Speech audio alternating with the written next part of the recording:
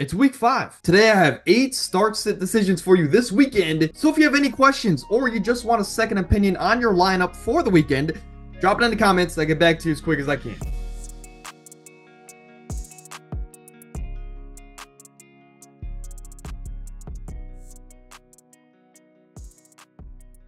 Let's start off this video with accountability. On the year, 75% correct rate in these videos.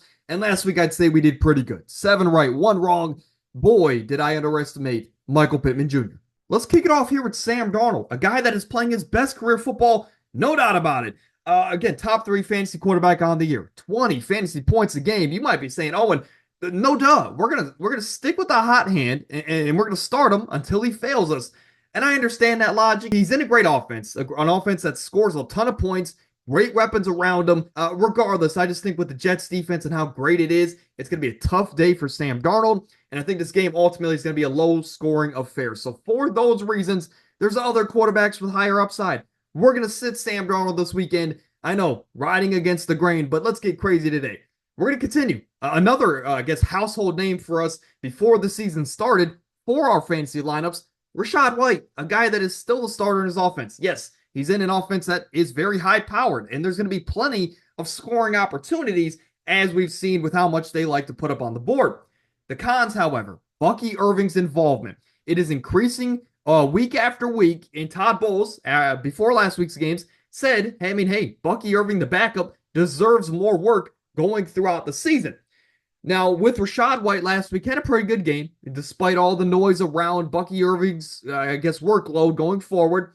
He had a pretty good game. Now, going forward, he's still dealing with this groin injury. Should be okay for next week. But even if he's not dealing with this groin injury, and even if you're not worried about Bucky Irving's workload going forward, he's playing in Atlanta this weekend, and that is the 29th best matchup for the running back position. So again, there's 3 different factors that you can look at to say, maybe it's worth looking another direction for our lineups this weekend. I'm going to say sit Rachaad White on Thursday Night Football, and we're going to come back to this matchup in just a moment. But for Rachaad, we're going to sit him. Play it safe. Let's start some other options down the board. For Davante Adams, the thumbnail of the video, you knew he was going to be here. And why is he here? This is a guy that is still the number 1 option in his offense. This is probably the only receiver in the league that has consistently put up great numbers against a guy like Patrick Surtain, which is widely considered the best cornerback in the league. A guy in Patrick Surtain that has minimized Garrett Wilson's workload, for example, this season so far. But the cons for Davante Adams in this matchup, he's just had inconsistent production with Gardner Minshew as his quarterback. 7 fantasy points in week 1, then he had 22, but then he came back to 6. And of course, he missed last week with a hamstring injury. Now, he is coming back off of that hamstring injury for this week 4 matchup against the Denver Broncos, which is the worst matchup for wide receivers so far this season. Again, 4 weeks, not relatively a small sample size. So he's coming back off a hamstring injury to play the best cornerback in the league with subpar quarterback play, inconsistent usage. I understand he's a household name. I have him in 2 of my leagues. But I'm going to sit Davante Adams this week, man. There's a lot of things going against him. Now, if this bites me in the butt and he comes out and has 30 points against Pat Surtain, then so be it. But on paper, not a lot of positives for Davante outside of, hey, he's one of the best wide receivers in the game. For Kyle Pitts, going back to the Thursday night game tomorrow, he's a guy that is the most athletic and most talented decoy, potentially, in NFL history. A guy that was a top 4 pick. He was drafted with all the upside in the world. As a Gators fan, look, I wanted this dude to be one of the best tight ends ever. He hasn't even been a league average tight end so far in his career.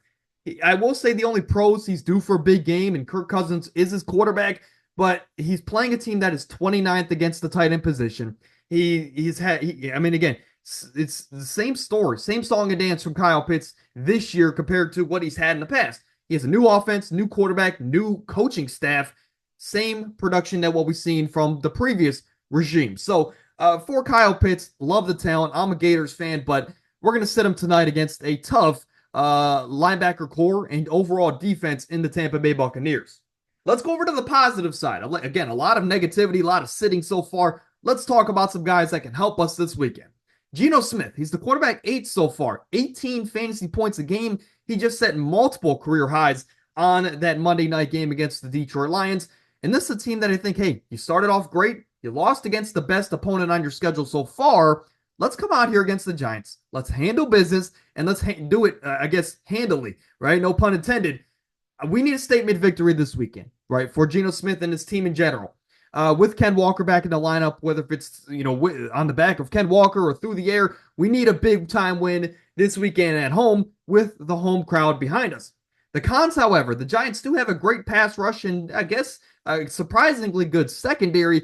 The offense for them is just very bad, right? They're very subpar, and that's what holds back the defense from being as good as they can be. But for Geno, again, I think outside of this potentially being a low-scoring game, I think Geno has a great chance to just blow the waters and blow the doors off of the Giants this weekend, throwing a couple touchdown passes along the way. And again, I think they can get up early and give us 20 to 30 fantasy points from Geno Smith. I like his upside.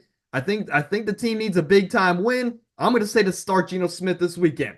For Jayden Reed, he is Jordan Love's favorite target, and there's no debate there. In the 2 games, weeks 1 and week 4, that Jordan Love and Jayden Reed played together this year, he has a total of 11 receptions on 14 targets, 311 total yards, and 3 touchdowns. It is no doubt, right? He is the go-to guy. Now, with Christian Watson potentially out this weekend as well, Jayden Reed should get similar production than what he's gotten in weeks 1 and weeks 4, which has both been over 20 fantasy points. It is a must-win game for this Packers team on the road versus the Rams, which is the 3rd best matchup for the wide receiver position. Now, the only cons, Jordan Love, he didn't look great in his return to action. But again, another week under his belt. After that injury, Jordan Love should return to form, and so should Jayden Reed, or he should stay where he's been. We're going to start Jayden Reed. Moving over to Tyler Conklin, a guy that I am starting to really get behind going forward as he's getting the volume. The last 2 weeks, he's getting 7 targets a game and 4.5 receptions a game. So again, the volume is there, and for just the tight end position in general has been so shaky the last couple of years. So just getting consistent production is better than the boom or bust weeks that we seemingly get from everybody else. Tyler Conklin is playing, again, Rodgers loves him. But this is a Jets team that's playing a Vikings team that is a top 10 matchup for tight ends this season. They are very blitz-happy defense under Brian Flores, excuse me. So that's going to lead to a lot of quick targets, either underneath or in the intermediate range.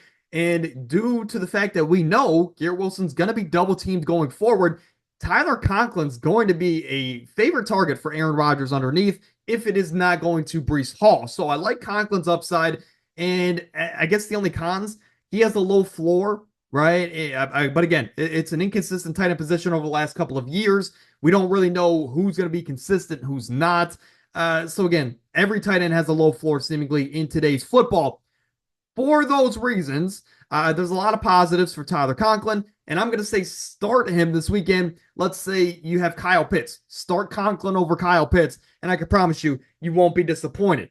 Now, if you made it to this point in the video, you get my extra pick on the week, Christian Kirk against the Colts. Last week, Christian Kirk had the usage that we saw from last season, and it looks like he's returning to form, and the offense is starting to use him like they did last year.